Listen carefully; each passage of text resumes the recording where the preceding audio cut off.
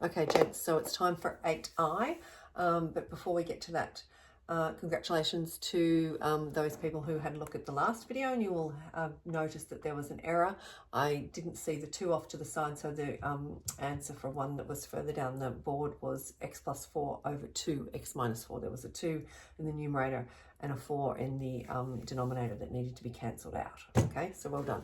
Right, so we're looking at 8i, which is simplifying algebraic fractions, addition and subtraction. Okay, there are a few walkthroughs and video examples in your booklets that are available to you, so have a look at those as well as listening to this video, I guess. So the steps for adding and subtracting fractions, as you'll remember, are a little bit trickier, and have a look at that worksheet that I gave you to refresh your memory. So you'll recall that you can't do anything with addition and subtraction until you've got a common denominator for your fractions. They need to be over the same number. You need to find a common denominator, and then you are free to add or subtract and carry out those operations. So we've got 7 over 3 plus 5 over 2. So we need a common denominator for 3 and 2. And so it's going to be 3 times 2, which is 6. And you may recall the crisscross method that you used last year in middle school, where you multiply this way. So we're going to multiply 5 over 2 by 3 and the 2 by 3, and you will end up with 15 over 6. That's a 15. And 14 over 6, because we're effectively multiplying this one by 2 over 2 and this by 3 over 3, which is actually multiplying it by 1. We're just changing its appearance as a fraction, okay? So crisscross, and then the 2 denominators by each other as well. So 3 times 2 over 6, 7 times 2 is 14, plus 3 times 5, which is 15. So we end up with 14 plus 15 over 6, which is going to give us 29 over 6, all right? So sometimes you're just going to multiply those 2 denominators together, and then you just go ahead and use that crisscross method. Sometimes you'll only need to multiply one of the fractions. So you can see we've got 4 over 2 plus 3 over 4. The lowest common denominator for these 2 fractions is 4. So we're going to go ahead and multiply 4 over 2 by 2 over 2, which is going to give us 8 over 4 plus 3 over 4, which will give us 11 over 4. Okay, so we're going to simplify that. How many 4s in 11? There's going to be 2. So that's 2 3/4, isn't it, as a mixed number? All right. Yes, my maths is right there. Okay, so let's now have a look at some algebraic terms here. So you can see we've got b over 3 minus b over 9. Lowest common denominator is going to be, let's change colour, 9 over here. So we're going to multiply this one by 3 over 3. So we can rewrite this, I hope you can see that, as 3b over 9 minus b over 9. So 3b minus b is going to be 2b over 9. Okay. Let's have a look at this one. We've got 6 and 4 as our denominators. The lowest common denominator is going to be 12.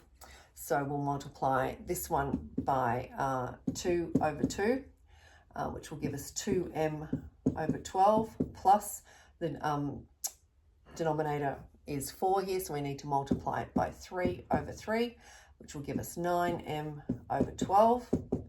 So 2m plus 9m, 11m over 12. All right. Okay. Let's lift this up a little bit. Can you see that? Right. We've got denominators of 5 and 6. So we're going to use our crisscross method here because our lowest common denominator is going to be 30. So we're going to multiply this one by 6 over 6 and this one by 5 over 5. Okay, so we'll end up with 6 brackets y plus 4 over 30 plus 5 brackets y minus 3 over 30. Okay, and then we're going to expand that out. So we'll have 6y plus 24 plus 5y minus 15 over 30. Running out of room, so I'll have to rub this off in a minute. 11y, 24 minus, so we're collecting like terms, 6y and 11y, 6y plus 5y is 11y. 24 minus 15 is 9, plus 9 over 30 is our answer there. We've got another one over here. We've got minus 5 over 3x minus 3 over 4x. So x is a common term in the denominator, so we don't have to worry about the x's. We just need to get this coefficient here common. So the lowest common denominator for these two is going to be 12x. So we'll multiply by 3 over 3 and by 4 over 4 here, and we'll end up with minus 20 over 12x minus 9 over 12x. Okay, so we'll have minus 29 over 12x there. Right, can you see this one? I hope so. With this one, we have got x and x squared in the denominator, so we're going to, the lowest common denominator is going to be x squared, so we'll multiply this one by x over x, and we end up with 7x over x squared plus 3 over x squared, so that's going to be 7x plus 3 over x squared. Right, a couple more here. 3 over 2x minus 5x. So we're going to have to multiply by x and 2 to get it to 4x, aren't we? Okay, so we'll multiply this side by 2 over 2 and this side by x over x. Yes, so we end up with 6 over 4x minus 5x squared over 4x. Yep. So you have 6 minus 5x squared over 4x. Not sure if you can read that. 6 minus 5x squared. 2, yep, 4x. And then this last one, which is way down here,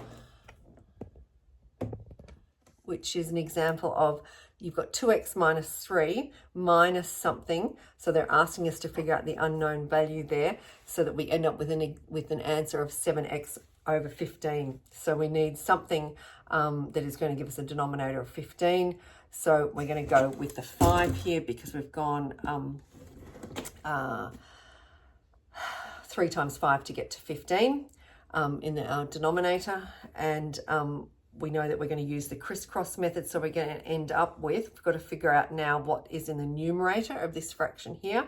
So if we work our way through as we would have done, we'll end up with 10x minus 3 times whatever this is, because we've got a negative there, minus 3, whatever is there, is going to give us 7x. So 10x minus 3x will equal 7x. So the missing term there is going to be x over 5. Okay, I'll just put brackets around that to show that that's our working there.